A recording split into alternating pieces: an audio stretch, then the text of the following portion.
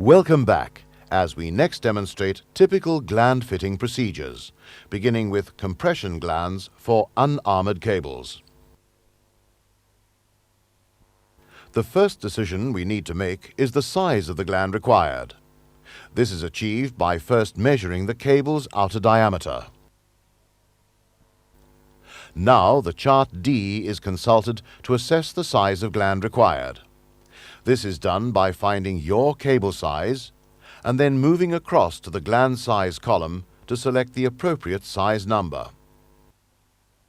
Next, we need to know where on the cable to fit the gland. This is achieved by measuring the required tail length or distance from point of entry to the furthermost terminal point in the apparatus. This length is then marked off on the cable.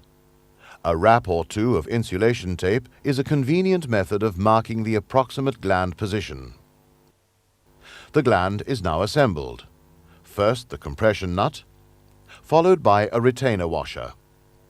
Next, the compression bush is slipped into position, followed by the second retainer washer, and finally the gland body. The compression nut is then tightened using suitable spanners, not with pliers. Once tightened, a check is made to ensure the gland is secure. The procedure for assembling a Teflon compression gland is similar. However, take note that no metal retainers are used.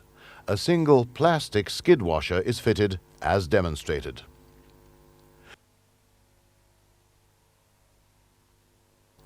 Once a gland has been assembled, the cable tails are next prepared by the removal of the bedding. The assembly can now be installed into the apparatus, whereupon it is secured firmly by tightening the lock nut.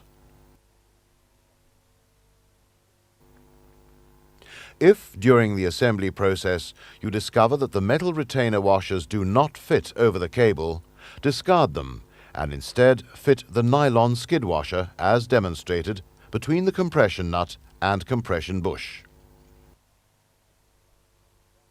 Compression glands are adaptable for use with flat twin and earth type cable simply by selecting an appropriate adapter bush to replace the normal compression bush. We refer to the chart to establish the necessary gland size. In our example, we have 2,5 square millimeter cable, which requires a number 1 gland. Assemble the gland at the pre-established cable position in the same manner as other compression types. Once secure on the cable, the required tail lengths are prepared and the assembly is firmly attached to its designated location via the lock nut. After the break, we'll demonstrate typical armor gripping gland fitment procedures.